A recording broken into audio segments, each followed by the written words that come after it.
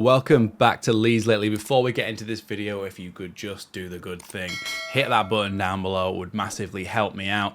Today's video though is going to be talking about a bit of a replacement, and it's going to be a series of videos, I think, where we have a look at a short list of players who could replace Crescencio Somerville, who looks like he is going to go to West Ham for around £25 million, potentially rising to £34 million with add-ons, including appearances and things like that.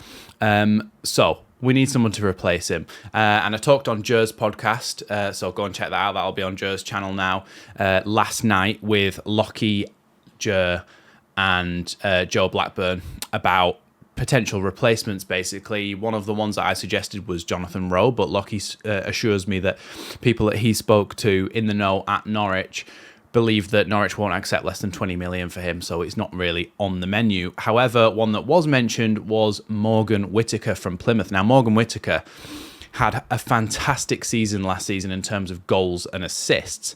Now, on the statistics side of things, which we often look at on this channel, he looks really quite poor apart from 2 or 3 statistics, which are goals and assists, which often does show you that statistics can sometimes be skewed. So we do a bit of an eye test as well, don't we? And we have a look at what the player is like. So let's get into it then. Morgan Whittaker, 23 years old. So again, resale value. And Joe mentioned this point yesterday. If we went up to the Premier League with Morgan Whittaker and it didn't quite work, you definitely find somebody who wants to buy him. Definitely at the top end of the Championship or at the bottom end of the Premier League, you're going to find a buyer for the same amount of money you bought him for because he's so young. In the 23-24 season in the Championship last season, he scored 19 goals and assisted 8. So it's a really, really good return. It's not too far off what Somerville did himself. It's a replacement for his goals and for his assists. He does play in a slightly different position, and we will get into that. But first of all, he's rated at about £10 million, which, because of the Somerville move, now I talked about this in yesterday's video, but if you didn't see that, when you sell a player, you bank the full amount that you sell them for, even if it's going to be paid in installments. So West Ham won't be paying completely upfront for Crescencio Somerville, but for us, the way we bank it against profit and sustainability, selling him puts £25 million on our books, if that's how much he goes for.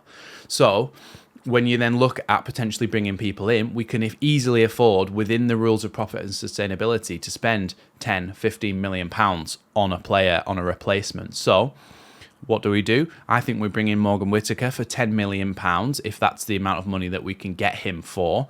I wouldn't go a massive amount above that, but I think he's a very, very decent player. Now, when we talked about the positional side of things, Morgan Whittaker actually much prefers to play off the right or maybe through the middle as well. He's not really a left-sided player, and Somerville very much was. He's left-footed, Morgan Whittaker, so he likes to come off the right-hand side, cut in, and try and curl the ball past the goalkeeper, which he did a lot of times last season. He's very good at doing that. He's very good at shifting the defender's body position. Basically, when he opens up to shoot, he goes one way and then the other quickly, drops a shoulder. It makes the defender think about it twice, just opening that gap just enough for him to try and curl the ball around the goalkeeper. He's very good at it. He obviously did it a lot of times last season. So, having said that, if he's going to play out on the right, well, what's our replacement for the left then? Well, I think that there's a couple of options here. If Wilfred Gnonto doesn't decide to leave, if he's been, like Jer said as well on that podcast, if he's been potentially, we don't know this, but promised a position now, say that's your shirt, that's your role now, the number 10 shirt, you can go and play out there, then he might want to stay, and he might be that left winger. Apparently, his preferred position, he wants to be out there cutting inside on his right foot. I'd give him that chance. I definitely would. You've also got Dan James, who some people believe is best off the left. Having said that, he was very, very good this last season off the right as well, Dan James, scoring a lot of goals and getting a lot of assists.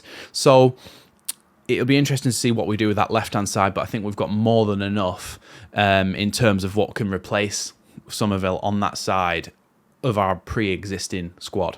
So Morgan Whittaker out on the right, then you get a Jorginho or an Aronson through the middle, and then on the left you have a Nonto or a Dan James, I think we've got a lot of good cover in those positions there.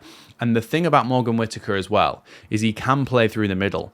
So if he plays through the middle and then Jorginho plays out on the right, which is a lot of people have said that would be a really good position for him, and we've seen in the preseason games that he's already done quite well in those moments, then I think Morgan Whittaker could play through the middle.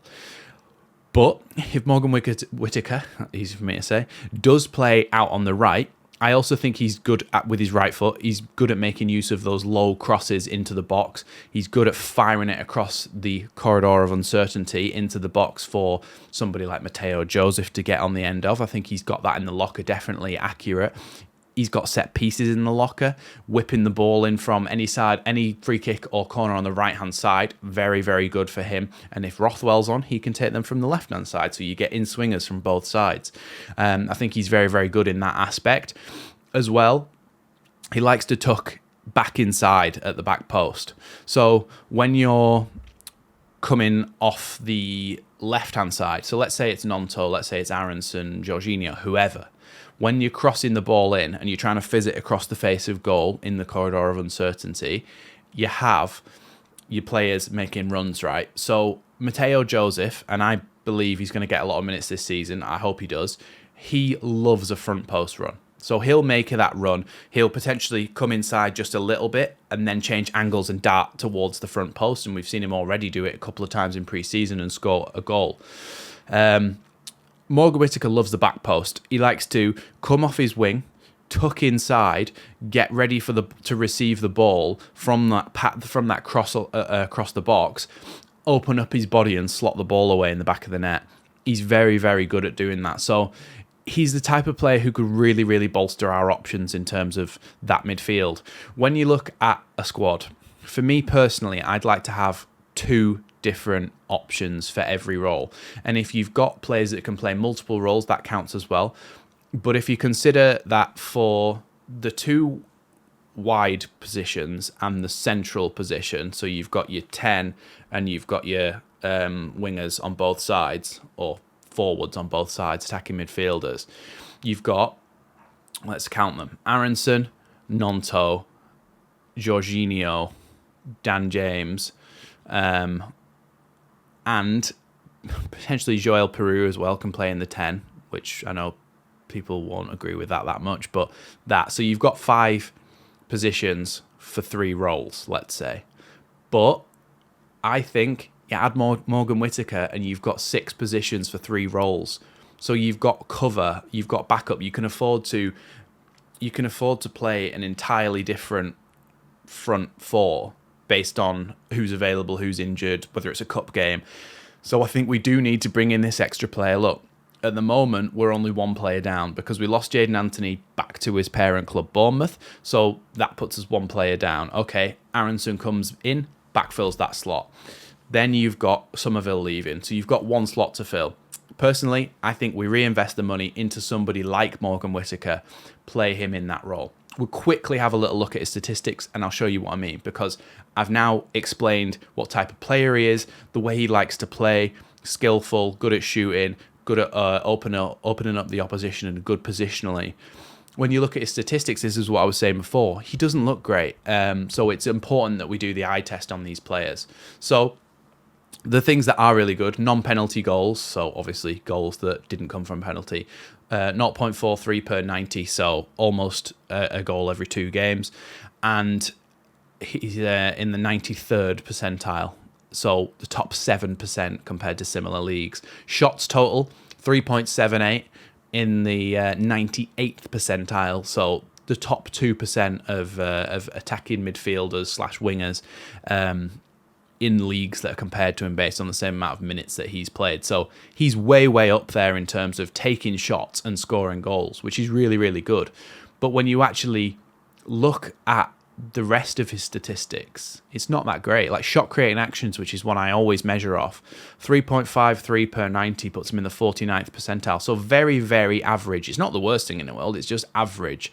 Shot creating action, the pass that leads to the shot, or the pass that leads to the pass that leads to the shot. How involved are they in attacking play?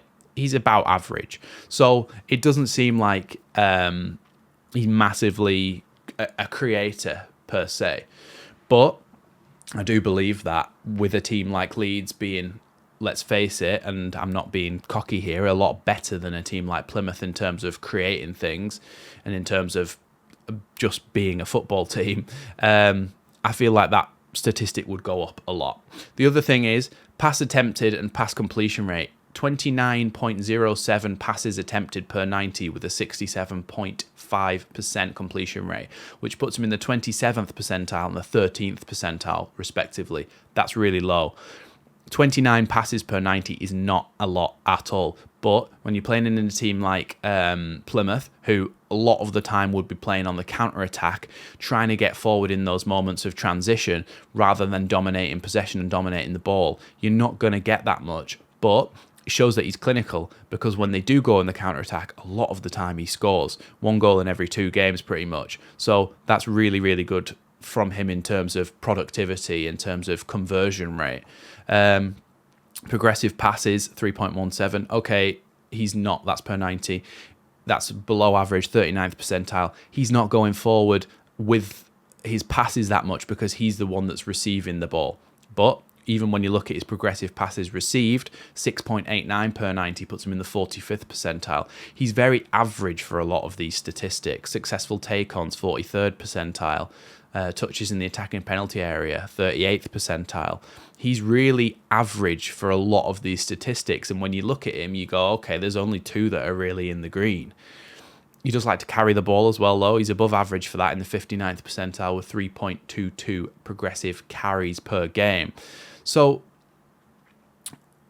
when you look at him on paper, he doesn't look like he's worth £10 million. But when you've actually watched him in the Championship, when you've seen the goals that he's scored and the way that he plays football, you can totally understand why plucking him out of a team like Plymouth, who are defensive, low block, counter-attack inside, putting him into a team like Leeds, who are going to dominate the ball a lot, you can see how a lot of those statistics are going to start to come up to match a lot of the rest of the Leeds players.